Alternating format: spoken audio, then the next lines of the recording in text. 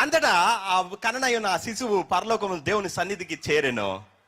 అప్పుడు అపవాదికి ఘట సర్పముకి పరలోకంలో స్థలము లేదు. మిఖాయేలును వాని దూతలు వాటితో యుద్ధము చేయవలని ఉండగా యుద్ధం చేసిరి కానీ గెలవలేకపోయారు. కాబట్టి ఆ అపవాదం నువ్వు సాతాను పెరిగి ఆ మహా ఘట సర్పము పడద్రోయబడెను. సో జీసస్ క్రైస్ట్ ఏం చేశాడు? ఇక్కడ ఎట్లా హైరార్కీ ఉందో తిరిగి లేచేటప్పుడు మొత్తానికి కింద గెంటేశాడు. డెత్ అంటే, రిజరక్షన్ అంటే ఏంటో తెలుసా? ఎంటైర్ కోహార్ట్ మొత్తం నెట్వర్క్ ని నువ్వు నీ కిందకి తెచ్చుకుంటున్నావు అని అర్థం. హలో, బికాస్ యువర్ బాస్ జీవం, పునరుద్ధానం, నీ స్ట్రక్చర్ నీకుంది. అందుకే మిఖాయేలు యుద్ధం చేసింది. హలో, అర్థమైంది? ఇంకొంచెం పైకి తీసుకెళ్ళినా ఇది జస్ట్ మరణం పునరుద్ధానం. ఇంకొంచెం ముందుకు వెళ్దాం.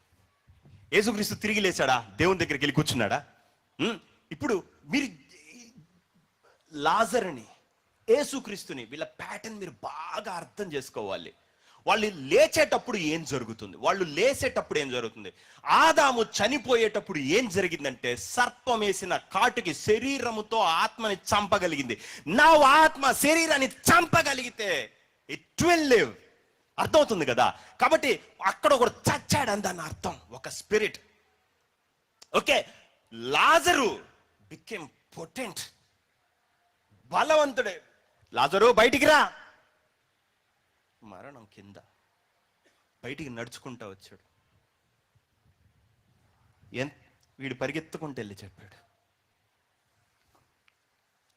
అంటే వీడు అవుట్, మిగతా వాళ్ళంతా పరిగెత్తుకుంటూ వాడు పోయాడు.